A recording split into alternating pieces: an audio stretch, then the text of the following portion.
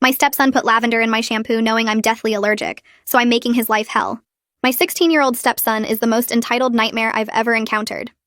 When I married his father 3 years ago, he called me a homewrecker day one, even though his mother cheated and caused the divorce. I tried everything. Went to his basketball games, he ignored me. Planned activities, he'd bail to smoke with friends. Meanwhile, he verbally abuses me, uses racial slurs he calls jokes, and orders me around like a servant. "Get me McDonald's," he'll demand, then clap his hands. His father laughs, thinks it's hilarious. The physical stuff started small, slapping my butt, flicking my temple. His father calls it rebellious teenager behavior. Last week at dinner, stepson mentioned getting in trouble for BS reasons, bullying a poor kid at school. I just make jokes about his clothes. Not my fault he's broke and sensitive. His father backed him up. Schools are too sensitive. Kids need to toughen up. I snapped. Ironic when your kid is the most spoiled brat I've ever met. Stepson flipped his chair and stormed out. Husband and I fought all night. I was ready for divorce. Then the next day happened. I'm severely allergic to lavender. My skin breaks into painful hives that last week's. I'd told them both multiple times. Got in the shower, used my body wash like always. Within minutes, I was covered in burning, itching hives. Full body allergic reaction. I checked the bottle, no lavender listed. Checked online, no lavender in the ingredients. Walking past stepson's open door, I saw it on his desk. Dried lavender. Left out in plain sight like a trophy. I emptied my shampoo bottle. At the bottom, more dried lavender. He'd deliberately poisoned me, then displayed the evidence to taunt me. I took photos of everything. The lavender on his desk, the contaminated bottles, my hives which were spreading up my neck toward my face. Documented it all. But I didn't tell my husband. Not yet. See, I realized something. My husband would minimize this too. Call it a prank. Say I'm overreacting. Maybe even blame me for not locking up my toiletries. So I started my revenge quietly. First, I replaced his expensive pre-workout with salt. Watched him gag at the gym, confused why his $80 supplement tasted like ocean water. Then I put hair removal cream in his styling gel. Just a little. Not enough to make him bald. Just enough for mysterious thinning that's driving him insane. His PlayStation account got mysteriously banned after someone reported him for the racist messages I screenshotted him sending. 3-month ban. He's losing his mind. I've been slowly increasing the temperature on his phone charger with a modifier app. His phone overheats constantly now. He's on his 3rd replacement. The basketball shoes he loves? I've been loosening the stitching. They'll fall apart mid-game soon. His college recommendation letter from his favorite teacher? I may have forwarded her the screenshots of him bragging about bullying that poor kid. She withdrew the recommendation. But the masterpiece, I found his burner Instagram where he sells weed to kids at school. Screenshot sent anonymously to the principal and school resource officer. That investigation starts Monday. His father still doesn't know about the lavender. I'm saving that revelation for court. See, attempted poisoning is assault.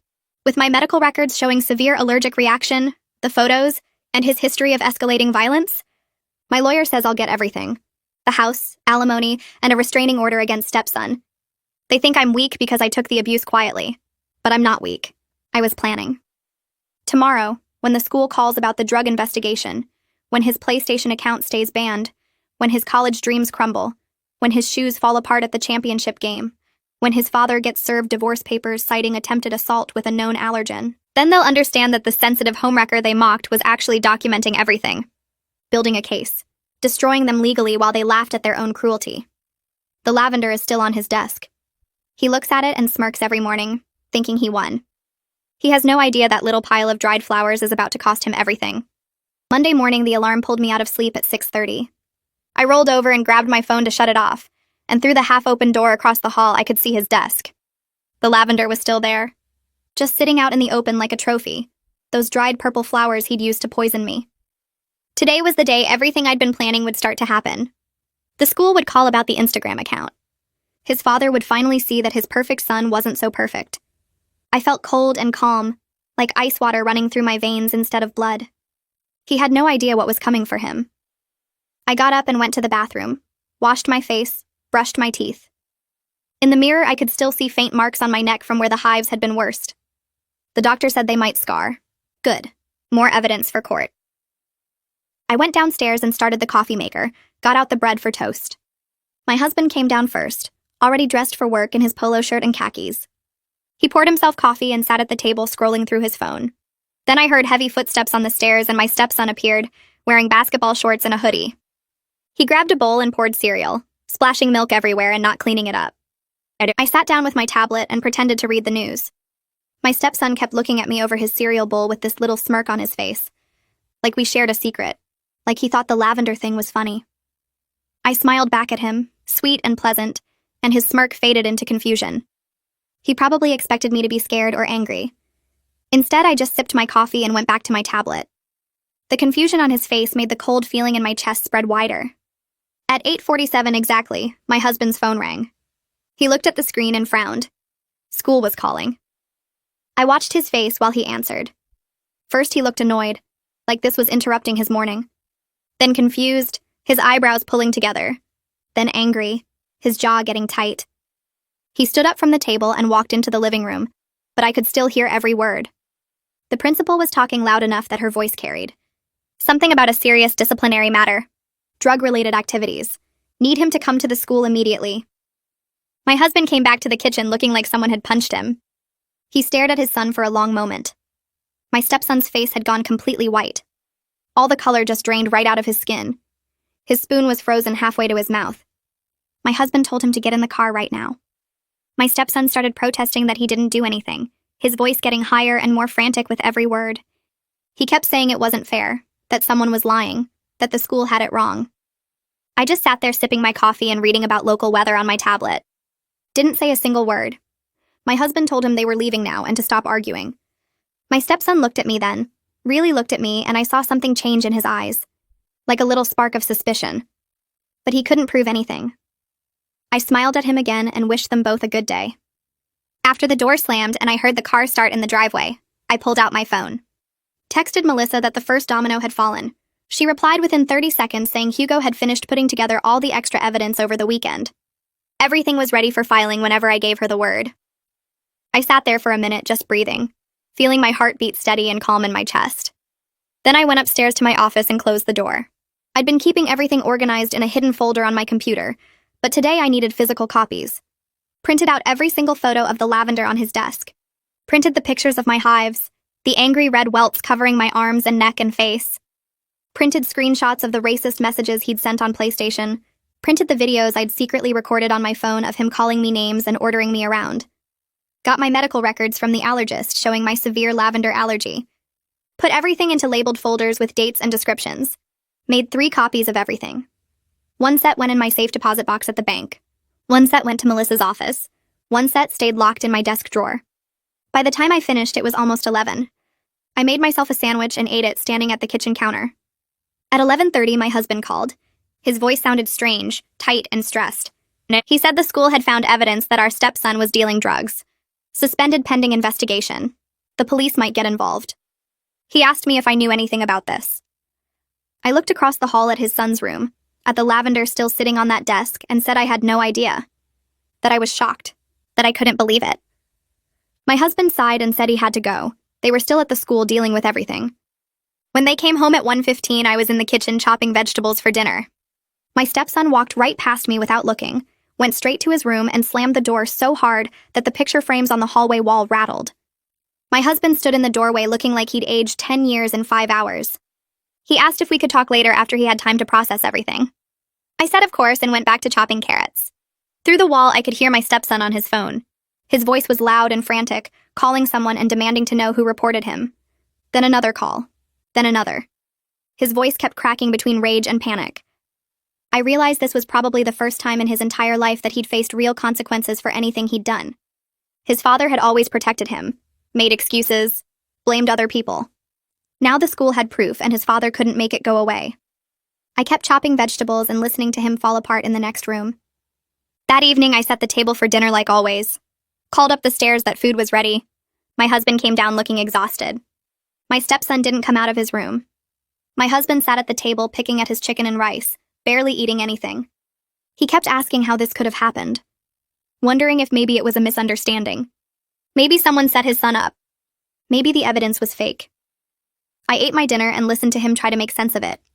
Watched him search for a way to make his son innocent again. He asked if I thought someone might have a grudge against his son. If maybe another kid planted evidence. I said I didn't know. that it seemed like the school must have pretty solid proof to suspend him.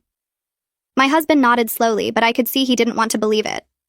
Upstairs, I could still hear my stepson pacing in his room, his footsteps heavy on the floor above us. I set my fork down and looked across the table at my husband, who was still picking at his chicken. The silence felt heavy between us except for the sound of footsteps upstairs. My husband kept running his hand through his hair and staring at his plate like the answers might be written there in the rice. I cleared my throat softly and said maybe the school wouldn't suspend him if they didn't have real proof. My husband's head snapped up and his face got tight. He told me I didn't understand how schools work these days, and how kids make up stories about each other all the time. Said teenagers are vindictive and his son probably just made someone mad. I nodded slowly and made my face look concerned while thinking about the screenshots sitting in Hugo's files. All those transactions with timestamps and usernames. All those messages about meeting spots and prices.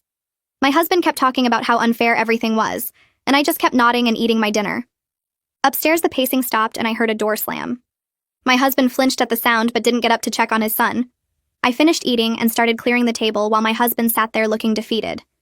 He thanked me for listening and said he didn't know what he'd do without my support. I smiled and told him we'd get through this together. The words tasted wrong in my mouth, but I kept my face calm. Tuesday morning, I woke up to shouting from downstairs. I checked my phone and saw it was barely 7:30. I got dressed quickly and went down to find my stepson standing in the living room holding his game controller. His face was red and he was yelling about how his PlayStation account was still banned. He kept pressing buttons and staring at the screen like he could force it to work. My husband came out of the kitchen in his work clothes and told his son to calm down. My stepson threw the controller on the couch and started pacing. He said everything was going wrong all at once and it wasn't fair. His voice kept getting louder and higher. My husband's jaw tightened and he said his son needed to focus on the school situation first because that was more important than video games. My stepson stopped pacing and stared at his father like he'd been slapped. I stood in the doorway watching them and keeping my face neutral. My husband told his son to get ready for school, and they'd talk about everything later. My stepson grabbed his backpack and stormed out the front door without eating breakfast. The house felt quieter after he left. I waited until my husband left for work before I got in my car. The drive to Melissa's office took 20 minutes through morning traffic. Her building was downtown in a cluster of professional offices with big glass windows. I parked in the visitor lot and took the elevator to the third floor. The waiting room had gray chairs and magazines nobody ever read. The receptionist smiled and told me Melissa was ready. I followed her back to a corner office with a big desk and bookshelves full of legal books. Melissa stood up and shook my hand. She had dark hair pulled back and wore a navy suit. I sat down across from her and pulled out the folder I'd brought. She took it and started going through everything slowly. Photos of the lavender on his desk, pictures of my hives covering my arms and neck, medical records from my allergist showing the severity of my allergy, screenshots of the racist PlayStation messages, videos I'd taken secretly of my stepson ordering me around and calling me names. Melissa spread everything out on her desk and studied each piece. She looked up at me after maybe 10 minutes and said we had an incredibly strong case. She said the attempted poisoning evidence combined with the documented abuse history would get me everything I wanted. Divorce with a restraining order against my stepson, the house, alimony. She asked if I was ready to move forward. I told her yes. She nodded and said she'd start preparing the paperwork. We talked for another hour about timelines and what to expect in court. When I left her office, the sun felt brighter somehow. That evening, I was making dinner when the phone rang. My husband answered it in the living room and I heard his voice get tense. He came into the kitchen still holding his phone and said the school wanted another meeting tomorrow with both parents. He looked tired and stressed. Asked if I would come with him for support. I wiped my hands on a towel and said of course I would. He thanked me and went back to the living room. I stood at the counter chopping vegetables and thinking about what Melissa had said. About appearing cooperative until we filed the papers. About documenting everything, including how helpful I was being during this crisis. I could hear my husband on the phone in the other room probably calling his lawyer. My stepson came home around 6 and went straight to his room without speaking to either of us. I set the table for 3, but only 2 of us ate. During dinner, my stepson's phone started making weird noises from upstairs. Then I heard him yell. A few seconds later, there was a crash. My husband put down his fork and looked at the ceiling. My stepson came storming down the stairs holding his phone. The screen was black and smoke was coming from the charging port. He was shaking with anger. Said his phone was overheating again, and now it was completely dead. My husband's face changed. He stood up and told his son to get it together. Actually yelled at him. Said he needed to stop breaking things and acting like a child and focus on the serious problems they were dealing with. My stepson's mouth fell open. I realized this was the first time I'd ever heard my husband really discipline him.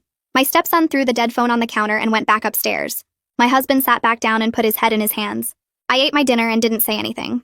Wednesday morning, I woke up early and got dressed for the school meeting. I was in the bathroom doing my makeup when I heard weird sounds from my stepson's room. Drawers opening and closing, things being moved around. I walked past his door on my way downstairs and saw him pulling books off his shelf and looking behind them. His desk was a mess with papers everywhere. He looked frantic. I kept walking and made coffee in the kitchen. Later, when we were all in the car heading to the school, I realized what he'd been searching for. The lavender. He must have finally figured out that the evidence of what he did to me was sitting right there on his desk where anyone could see it, where I'd photographed it from multiple angles with timestamps. I almost smiled but caught myself. My husband was driving and my stepson sat in the back seat staring out the window. Nobody talked the whole drive. The school meeting was in a conference room near the principal's office. Francine Walker was already there when we arrived. She was maybe 50 with gray hair and glasses. Nathaniel Barnes sat next to her in his uniform. He was the school resource officer and he had a folder in front of him that looked thick. We all sat down around the table. My husband and stepson on one side. Me on the other side next to the door. Francine Walker started talking about the investigation. Said they'd found substantial evidence that my stepson was using a secret Instagram account to sell marijuana to other students. Nathaniel Barnes opened his folder and pulled out printed screenshots. Transaction messages with times and dates. Photos of cash and small bags. Messages where my stepson discussed prices and meeting locations. He spread them across the table. My husband's face went pale as he looked at everything. He kept saying there must be some mistake. Nathaniel Barnes said there was no mistake. They'd verified the account belonged to my stepson through IP addresses and device information. My stepson sat there with his arms crossed tight against his chest. He wouldn't look at anyone. Just stared at the wall with his jaw clenched. Francine Walker said the suspension would continue pending the investigation. My husband started arguing that his son was a good kid who made one mistake. Nathaniel Barnes cut him off and said this wasn't one mistake. Said the account showed months of activity with dozens of transactions. The door opened and the guidance counselor came in. She was younger than Francine Walker with blonde hair. She sat down at the end of the table and looked uncomfortable. Francine Walker asked her to explain about the recommendation letter. The guidance counselor looked at my stepson and said she was withdrawing the letter she'd written for his college applications. Said she'd been made aware of other behavioral issues, including bullying another student. My stepson's face changed. His arms dropped to his sides. For the first time since this all started, I saw him look actually scared instead of just angry. His eyes got wide and his mouth opened, but no sound came out. My husband asked what behavioral issues. The guidance counselor said she couldn't discuss another student's situation, but that she'd received credible information about my stepson's conduct. My stepson finally spoke. Said this wasn't fair and everyone was against him. His voice cracked on the last word.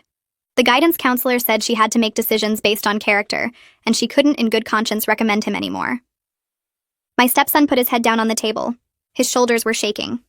Nathaniel Barnes cleared his throat and everyone looked at him. He said he was forwarding all the evidence to the district attorney's office. Said there would likely be charges filed related to drug distribution to minors.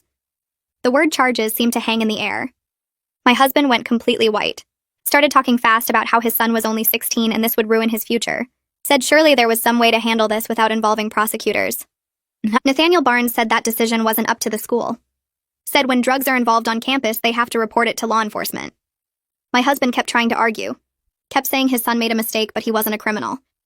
Francine Walker said the meeting was over and they'd be in touch about next steps. We all stood up. My stepson walked out first without waiting for us. I got to the car before them, sat in the front seat and watched through the windshield as my husband and stepson stood in the parking lot. My stepson was yelling. I couldn't hear the words through the closed windows, but I could see his mouth moving fast and his hands waving around.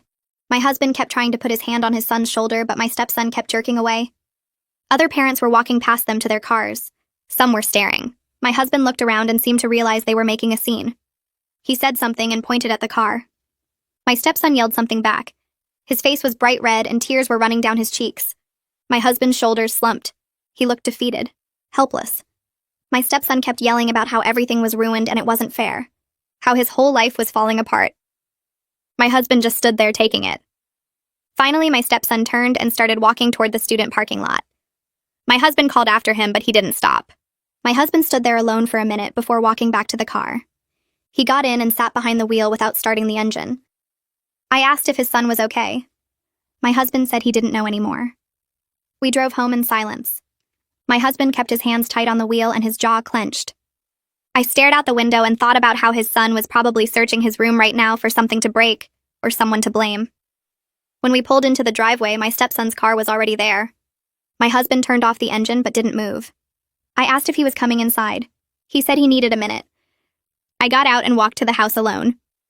Inside, I heard drawers slamming upstairs. My stepson was tearing through his room looking for something. I went to the kitchen and poured myself water. The slamming stopped. Footsteps thundered down the stairs. My stepson appeared in the doorway holding his basketball shoes, the expensive ones I'd been working on for weeks. He was staring at the sole where the stitching had started to come loose.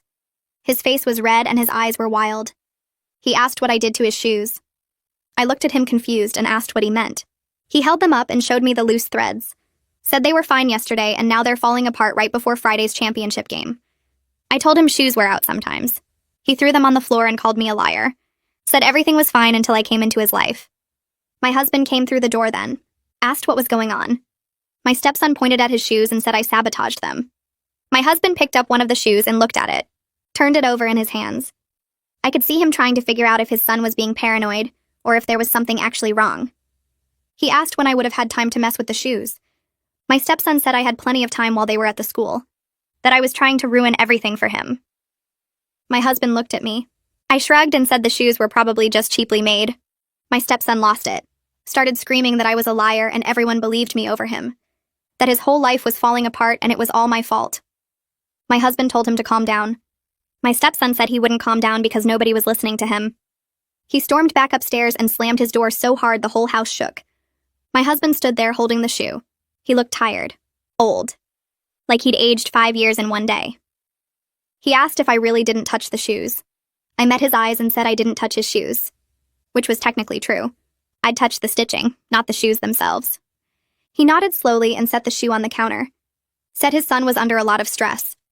I agreed that he probably was. My husband went to the living room and turned on the TV. I stayed in the kitchen and pulled out my phone. Texted Melissa that things were getting worse at home. She responded immediately asking if I felt safe. I looked toward the living room where my husband sat staring at nothing. Looked up at the ceiling where my stepson was probably plotting his next move. Texted back that I wasn't sure anymore. Melissa said I told her I'd think about it. Put my phone away and started making dinner even though nobody would eat it. That night, I called Monica Sharma from my car in the driveway. Told her about the school meeting and the shoe incident and how my stepson was getting more desperate. She asked if I felt safe at home. Same question Melissa had asked. I realized I'd been asked that twice in one day and still didn't have a good answer. Monica said that when people feel cornered, they often lash out. That my stepson had lost his reputation, his college prospects, and his sense of control all in 1 week. She asked what I thought he might do next. I said I didn't know, but I was documenting everything just in case. She asked if I had a safety plan. I admitted I didn't. She walked me through making one. Where I would go if things escalated. Who I would call. What I would take with me. By the time we hung up, I had a bag packed in my car trunk with clothes and my important documents. Just in case. Thursday morning, my stepson got a phone call at breakfast. He looked at the screen and his face changed. Answered it and said hello in a careful voice. Listened for a minute. Said yes, he could come by. Hung up and told my husband his teacher wanted to see him. My husband asked which teacher. My stepson said his favorite one. The one who wrote his recommendation letter. My husband's face brightened a little. Said maybe she wanted to talk about the situation. Help him figure things out. My stepson didn't look hopeful. He looked scared. He left 20 minutes later. I cleaned up breakfast and waited. My husband went to his home office to work. I sat in the living room pretending to read. 2 hours passed. The front door opened. My stepson came in and walked straight past me without looking. His face was blank, empty, like someone had scooped out everything inside him. My husband came out of his office asking how it went. My stepson stopped on the stairs. Said she withdrew her recommendation letter. The words came out flat, emotionless. My husband froze, asked what he meant. My stepson turned around slowly. Said the guidance counselor told her about everything, the drugs, the bullying. She couldn't recommend him anymore. Said it went against her values. My husband started saying they'd figure something out. That other teachers could write letters. That this wasn't the end of the world. My stepson's face twisted. He screamed that his father didn't understand anything. That his entire future was falling apart because of lies.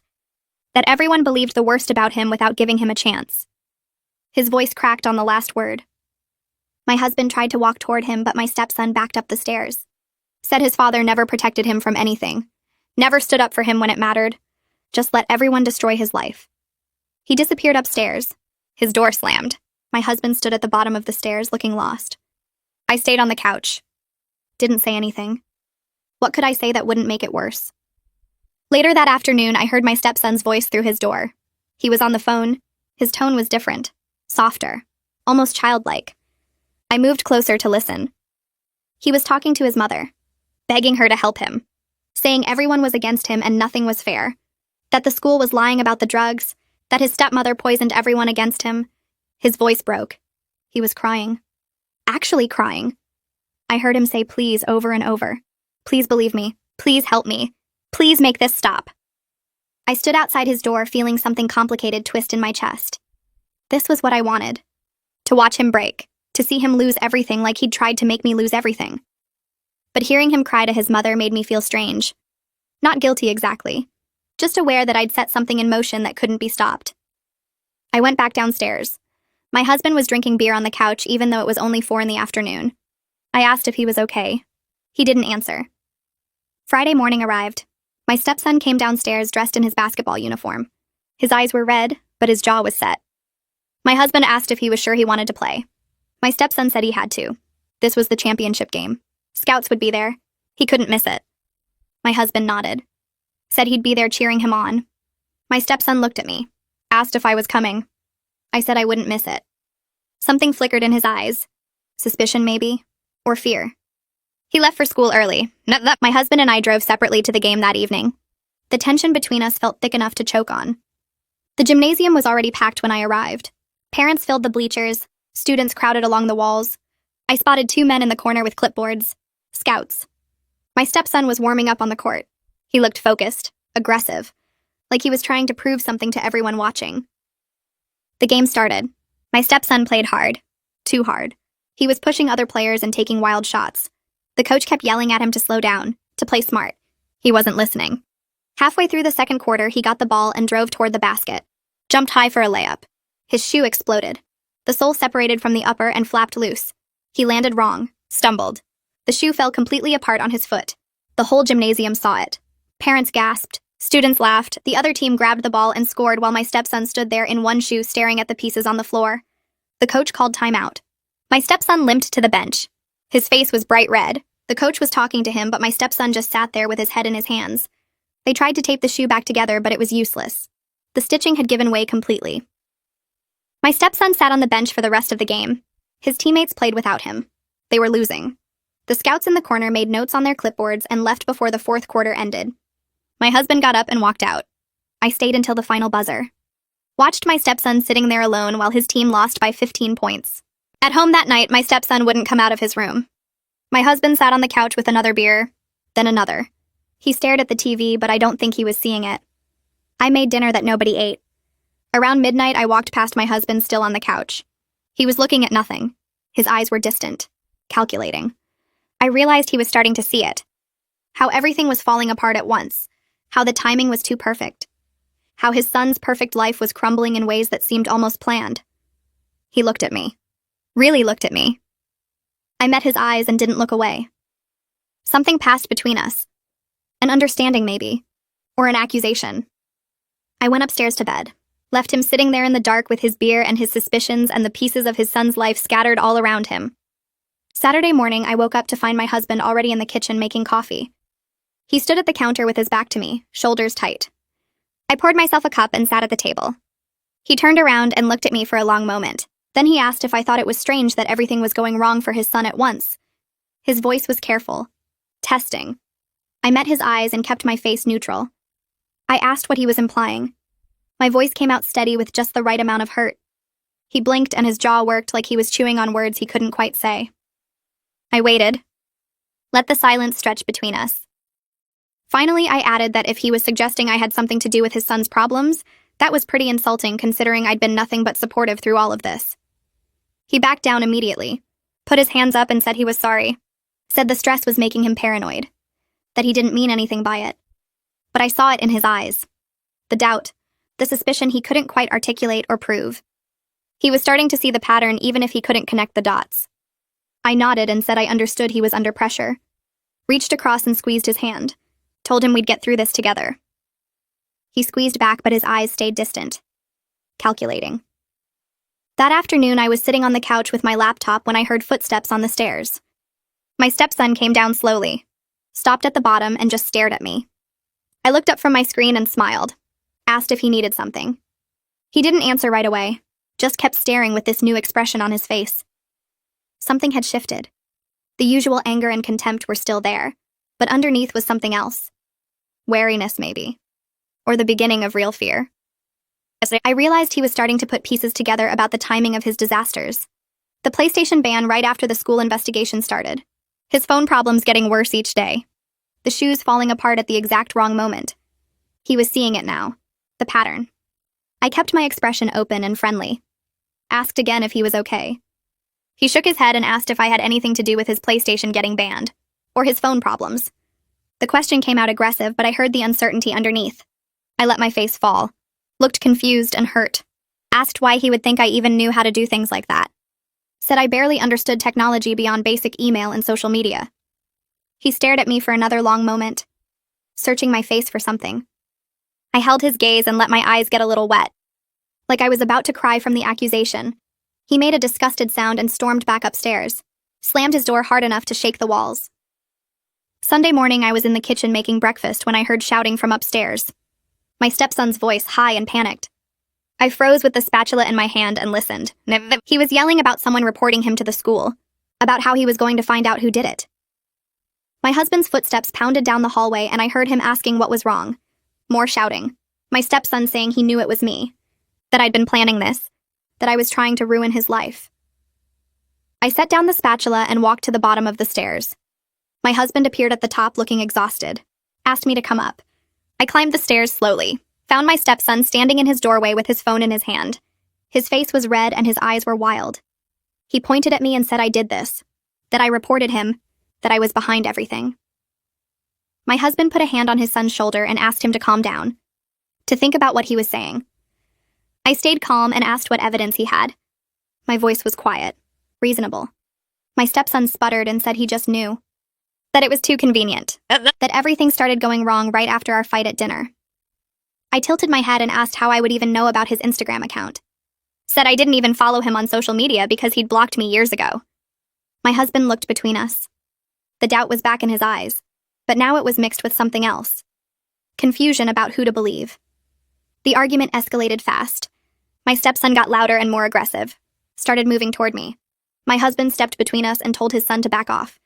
My stepson shoved past him and got right in my face, close enough that I could smell the stale sleep on his breath. He said he knew I did this, that he was going to prove it. I stood very still and kept my voice level. Said I didn't feel safe with these accusations flying around, that maybe I should go stay with my sister for the day. My husband agreed immediately, too quickly, like he was relieved to have an excuse to separate us. I went to our bedroom and packed an overnight bag while they argued in the hallway. My stepson was still shouting, still insisting I was behind everything. I walked past them without making eye contact. Heard my husband tell his son to go to his room. Heard the door slam again.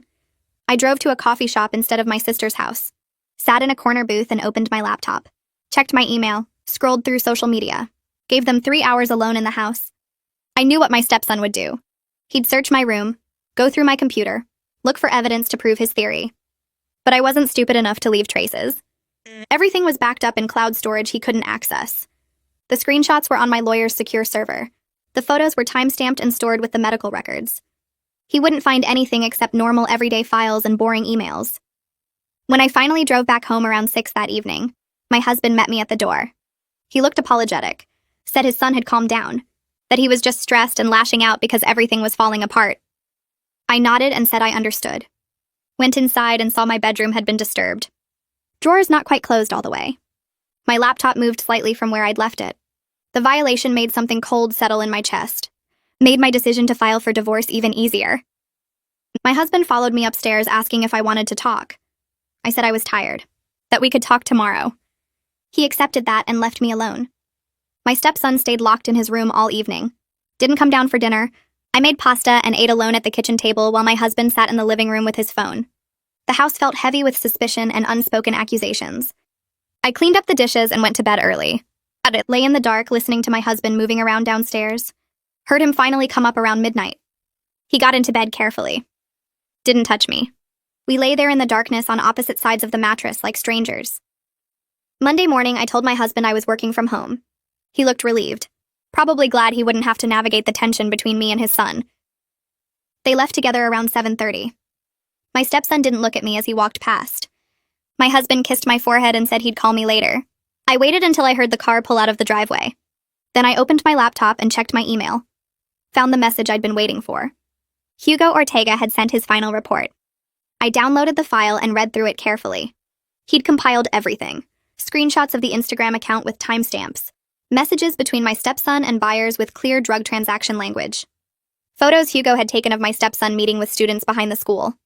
Testimony from 3 students who'd bought from him. Detailed records of Venmo transactions that matched the drug sale amounts. It was comprehensive and damning. I forwarded it to my lawyer with a note saying I was ready to move forward with filing. She responded within minutes. Said she'd have the papers ready by the end of day Tuesday. Asked if I was sure about this. I typed yes without hesitation and hit send. Around 2 in the afternoon, my husband's phone rang. I was in the living room folding laundry when I heard his voice change in the kitchen. He said hello normally, then went quiet for a long time. When he finally spoke again, his voice sounded hollow and distant. He thanked whoever was calling and hung up. I kept folding a towel, waiting. He walked into the living room and stood there looking at me like he didn't know what to say. I asked him what was wrong. He said that was the school resource officer calling about his son. The district attorney was moving forward with criminal charges for drug distribution to minors. My husband sat down on the couch and put his head in his hands. He looked like he'd aged 10 years in the last 10 seconds. I set down the towel and asked what that meant exactly. He said his son might face actual criminal prosecution. Not just school suspension or community service, but real charges that could go on his permanent record. I nodded slowly and said I was sorry this was happening. My husband didn't respond, just sat there staring at nothing. Around 3:30, we heard the front door open. My stepson came home from the school and walked past the living room without looking at us. My husband stood up and called his name. My stepson stopped but didn't turn around. My husband told him to come sit down because they needed to talk. My stepson walked into the living room with his backpack still on. My husband explained what the resource officer had said about the charges. My stepson's face went completely white. He started shaking his head and saying no over and over. My husband tried to explain the situation calmly, but my stepson's voice got louder. He shouted that this wasn't fair and someone must have set him up. My husband told him to calm down so they could figure out what to do. My stepson threw his backpack across the room and stormed upstairs. We heard his bedroom door slam so hard the pictures on the wall rattled. My husband looked at me like he expected me to say something helpful, but I just picked up my laundry basket and carried it toward the kitchen. Behind me, I heard my husband following his son upstairs. Their voices came through the ceiling, muffled but clearly angry. My stepson was shouting about how everything was ruined and his father didn't understand anything. My husband's voice stayed lower, probably trying to calm him down. I started pulling vegetables from the fridge to make dinner. Carrots, potatoes, and onion. I lined them up on the counter and got out a cutting board. The shouting upstairs continued. Something hit the floor hard enough to shake the light fixture above me. Glass breaking. More shouting. I started peeling potatoes, letting the thin strips fall into the sink. The argument upstairs got louder. My stepson screamed that someone did this to him on purpose, that they wanted to destroy his life. My husband's voice rose too, telling him to stop breaking things and think rationally. I chopped an onion into small pieces, my eyes watering from the smell. Then I heard footsteps pounding down the stairs, fast and heavy. I turned toward the kitchen doorway just as my stepson appeared. His face was red and twisted with rage. He looked at me standing there with the knife in my hand and the cutting board in front of me. He said this was all my fault. I opened my mouth to respond, but he was already moving toward me. He shoved me hard with both hands against my shoulders. I stumbled backward and my hip hit the counter edge. Pain shot through my side. I tried to catch myself, but my feet tangled and I went down. My head cracked against the cabinet door on the way to the floor. White light exploded behind my eyes. I heard my husband yelling from somewhere above me, heard him running down the stairs. My stepson grabbed my arm and yanked me partially upright. His fingers dug into my skin hard enough that I knew there would be marks. My husband appeared in the doorway and grabbed his son from behind. He pulled him away from me and they struggled in the middle of the kitchen. My stepson was still trying to get to me, still screaming that I ruined everything. My husband dragged him backward out of the kitchen. Their footsteps thundered back up the stairs. I sat on the floor, touching the back of my head where it hit the cabinet. A knot was already forming, tender and hot under my fingers. My arm throbbed where my stepson had grabbed it. Red marks stood out against my skin in the shape of his fingers. The chair I'd been standing near was knocked over on its side. I pulled my phone from my pocket with shaking hands, took a photo of my arm with the finger marks clearly visible, took another photo from a different angle, switched to selfie mode and photographed the side of my head, trying to capture the swelling bump. Photographed the overturned chair. My hands were steadier now. I heard my husband's voice upstairs, still raised but not shouting anymore. Heard a door close, not slam this time, just close firmly. Then footsteps coming back down the stairs. My husband appeared in the kitchen doorway. He looked at me sitting on the floor and his expression changed from angry to worried. He asked if I was okay. I said I hit my head pretty hard. He came closer and reached down to help me up. I let him pull me to my feet. He looked at my arm and saw the marks, looked at my head, asked again if I was okay. I said I didn't know yet. He nodded and opened his mouth to say something else. Then he said he knew his son was out of control, but could I please not call the police? I stared at him. He kept talking, saying his son was already facing criminal charges and adding assault charges on top of that would make everything so much worse. I felt something cold settle in my chest. I told him I needed to go to the emergency room. He asked if that was really necessary, or if I could just put some ice on it. I walked past him toward the front door. He followed me asking where I was going. I said the emergency room like I just told him. He said he'd drive me. I said no, I'd drive myself. Got my purse and keys from the hall table. My husband stood there looking helpless and confused. Asked me to please think about what calling the police would do to his son's situation. I opened the front door and walked out without responding. Drove to the hospital with my head pounding and my arm throbbing. At the emergency room, I checked in and explained I'd been assaulted at home. The intake nurse's expression changed immediately. She took me back to an exam room within minutes. The doctor who came in was a woman in her 40s with kind eyes. She asked me what happened. I told her everything. About my stepson shoving me and grabbing my arm. About hitting my head on the cabinet. She examined the bump on my head carefully. Checked my vision and asked about dizziness or nausea. Then she looked at my arm and the finger-shaped bruises. She asked if there was any other history of violence in the home. I pulled up the photos on my phone, showed her the pictures of my hives from the lavender poisoning, explained about my severe allergy and how my stepson had deliberately contaminated my body wash. The doctor's face got very serious. She asked if I'd reported the poisoning. I said no, not yet. She said she needed to document everything for my medical records. She took new photographs of my head injury and my arm, photographed the old hive scars that were still faintly visible on my skin, wrote detailed notes about the assault and the prior poisoning incident. She asked if I felt safe going home. I said I wasn't sure. She gave me information about domestic violence resources and said my medical records would be available if I needed them for legal purposes. I thanked her and sat in the exam room after she left. Pulled out my phone and called Melissa. She answered on the second ring. I told her what happened. I told her about my stepson attacking me and my husband asking me not to call the police. Melissa was quiet for a moment. Then she said this was the final piece of evidence we needed. Asked if I was ready to file the divorce papers tomorrow. I said yes without even hesitating. She said she'd have everything ready first thing in the morning. I hung up and sat there in the sterile exam room with the fluorescent lights humming above me. My head still hurt, but the pain felt distant now. The discharge nurse came in with paperwork and instructions for monitoring head injuries. I drove home around 10:30 that night. The house was dark except for the living room lamp. I walked in and found my husband sitting on the couch waiting for me. He stood up when he saw me, asked how I was. I didn't answer. Instead, I pulled up the photos on my phone. The ones I took weeks ago of the dried lavender on my stepson's desk. I showed them to my husband. He squinted at the screen looking confused. I explained that this was dried lavender, that I found it displayed on his son's desk the same day I had a severe allergic reaction. My husband's face changed as he started to understand. I showed him the photos of my contaminated body wash bottle. Showed him the pictures of my hives spreading up my neck. Pulled up my medical records from my allergist documenting my severe lavender allergy. Told him his son had deliberately put lavender in my body wash, knowing it would hurt me. Then left the evidence out on his desk like a trophy. My husband stared at the phone screen for a long time. I watched his face carefully. Watched him trying to process what I was showing him. He finally looked up at me and said maybe it was just a prank that went too far. Maybe his son didn't realize how serious my allergy was. I felt something break inside my chest. I told him I'd explained my allergy multiple times. Told him his son knew exactly what he was doing.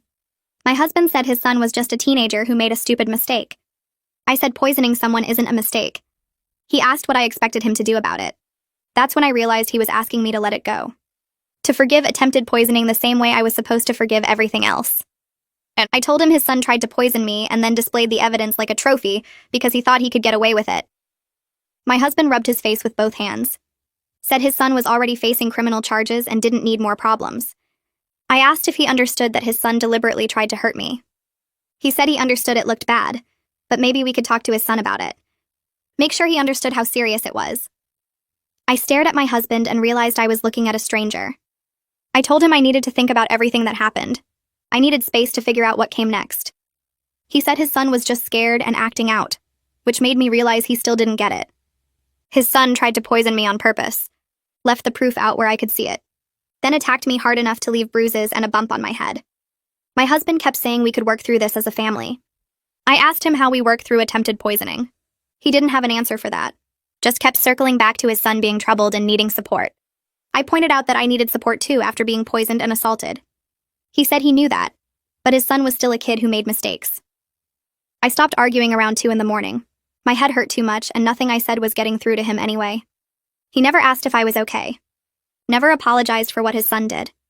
Just kept defending and making excuses like always. Monday morning, I woke up early and packed a bag while my husband was in the shower and threw clothes in without really looking at what I grabbed. My head still ached from hitting the cabinet. The bruises on my arm had turned dark purple overnight. I heard the shower turn off and moved faster. He came out of the bathroom with a towel around his waist and stopped when he saw my bag. Asked where I was going. I told him I was staying with my sister until I figured things out. Said I didn't feel safe here anymore. He tried to step closer, but I moved back. He promised he would talk to his son about boundaries. Said we could set up some ground rules and make sure nothing like this happened again. I stared at him and realized he still thought this was about better communication. Like his son poisoning me was a boundary issue we could solve with a family meeting. I picked up my bag and walked past him. He followed me down the stairs, calling my name and asking me to wait, saying we should talk more before I made any big decisions. I kept walking to my car, got in and locked the doors, saw him standing in the doorway in his towel looking confused and upset. I backed out of the driveway while he was still talking. My sister lives 20 minutes away in a smaller house she bought after her divorce. She was at work when I got there but had given me a key years ago. I let myself in and sat on her couch staring at nothing. My phone buzzed with texts from my husband. I turned it off.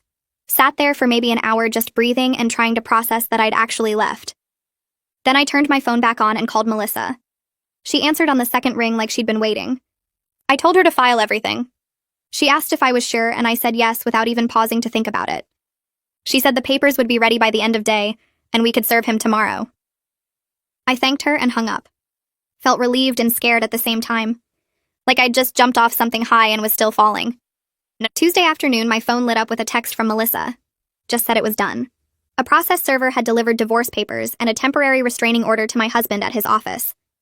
I sat on my sister's couch holding my phone and trying to process that I'd just ended my marriage. My sister came home and found me there. She didn't ask questions, just made tea and sat with me while I stared at the wall. My phone started ringing around 4. My husband's name kept popping up. I didn't answer. He called 17 times in 2 hours. Finally stopped and started leaving voicemails instead. I listened to them later that night. The first few were confused, asking what was happening and why I'd done this. Then they got angry, saying I was overreacting and being dramatic. Then they turned pleading, begging me to come home so we could talk, saying he loved me and we could fix this. Not once did he mention the poisoning or the assault. Like those things didn't even matter compared to me filing for divorce. Wednesday morning, I met Melissa at her office to prepare for the emergency restraining order hearing. She had organized all my evidence into a presentation on her laptop.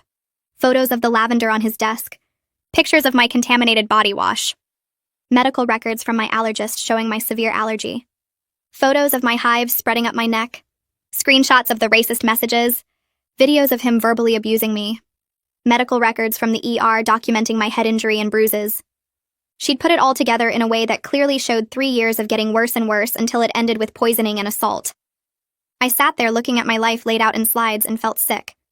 Melissa asked if I was okay, and I said I didn't know. She said the judge would see this for what it was, that I had a strong case and would be protected. That afternoon, Melissa called to say my husband's lawyer had contacted her.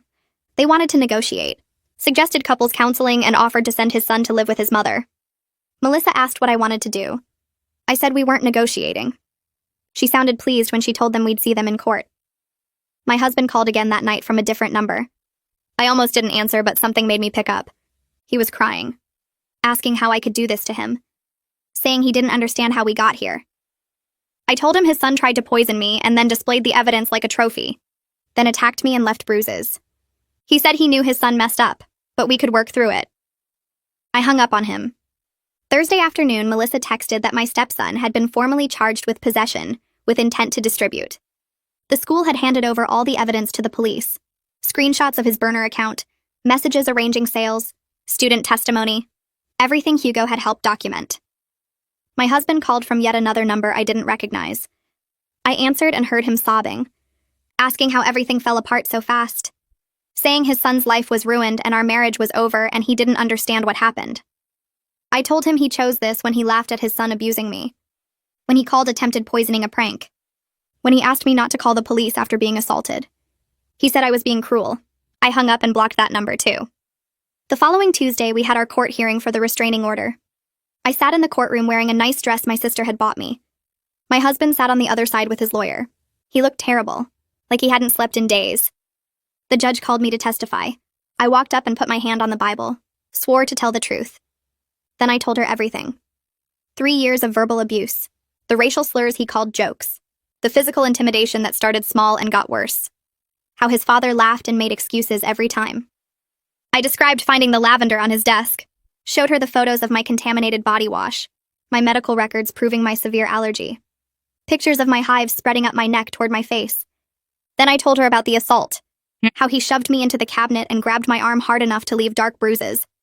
Showed her the photos from the ER, the bump on my head, the purple marks on my arm. Melissa stood at the front of the courtroom and opened her laptop to display the first slide. The judge leaned forward as photos of the dried lavender on my stepson's desk appeared on the screen. Then came pictures of my contaminated body wash bottles with the lavender pieces visible at the bottom. Medical records from my allergist showing years of documented severe reactions to lavender filled the next slide.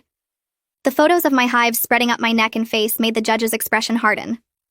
Melissa clicked through screenshots of the racist messages my stepson had sent, videos I'd secretly recorded of him verbally abusing me and calling me slurs, and finally the ER documentation showing the bump on my head and the dark bruises on my arm.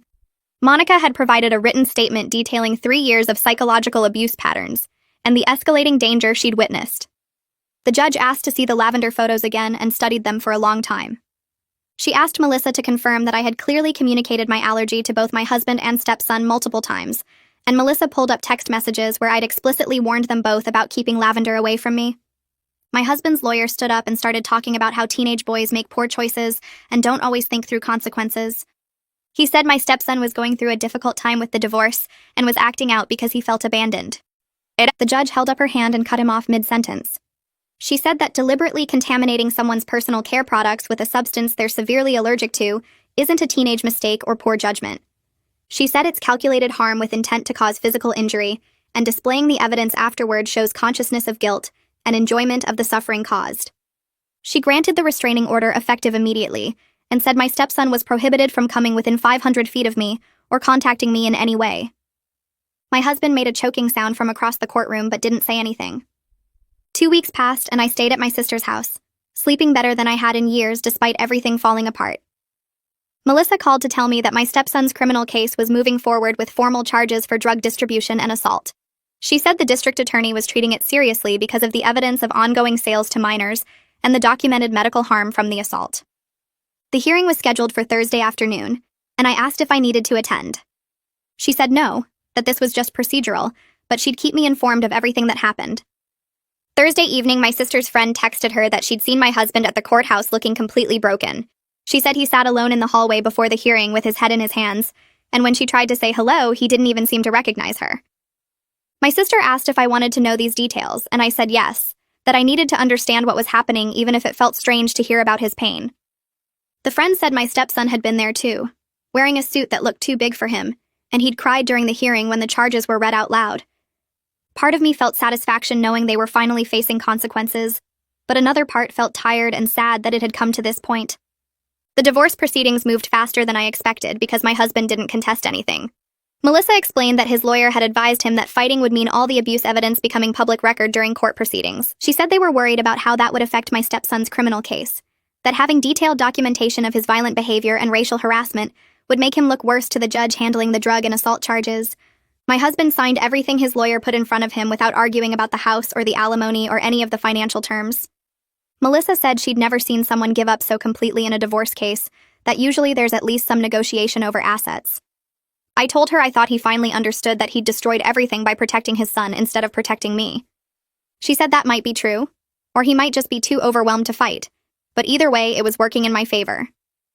The paperwork moved through the system quickly because neither side was slowing things down with disputes. 6 weeks after I'd left with my suitcase, the divorce was finalized in a brief court appearance where the judge reviewed our settlement agreement. I got the house with all its equity, substantial monthly alimony for the next 5 years, and a permanent restraining order against my stepson that would remain in effect indefinitely. My husband got visitation rights with his son, and the knowledge that his enabling had created this disaster. The judge asked if I was certain I wanted to proceed with these terms, and I said yes without hesitation. She signed the papers and declared our marriage legally dissolved. Walking out of the courthouse, I felt lighter and heavier at the same time, like I'd won something important but lost something too. Melissa walked me to my car and said I should be proud of myself for getting out safely with my rights protected. I thanked her for everything she'd done and drove back to my sister's house to pack up my things. I'm living back in the house now with new locks on all the doors and a security system that monitors every entrance. The first night back, I walked through every room and felt like I was seeing it all differently, noticing how much of myself I'd erased trying to make them comfortable. My stepson is facing 12 months of probation and 200 hours of community service for the drug charges after taking a plea deal. The assault charge is still pending because the prosecutor wants to use it as leverage if he violates probation. I heard through someone who knows someone that he's living with his mother now and working at a grocery store to pay his court fees.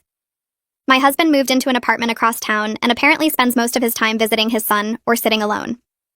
I'm in therapy twice a week with a new therapist, not Monica, because our relationship was too tied to the court case. Some days I feel strong and clear about everything I did to escape. Other days I feel exhausted by what it took and wonder if I could have handled things differently. My husband sends emails every few days asking if we can talk or meet for coffee. I delete them without reading past the subject line because I know he still doesn't understand that protecting his son's feelings was more important to him than protecting me from harm. Last week he sent flowers to the house and I threw them away immediately, checking first to make sure they weren't lavender. I'm safe now in ways that matter, with financial security and legal protection, and a house that belongs only to me. But I'm also alone in a space that holds 3 years of bad memories, and I'm learning that winning doesn't always feel like victory when the cost was this high.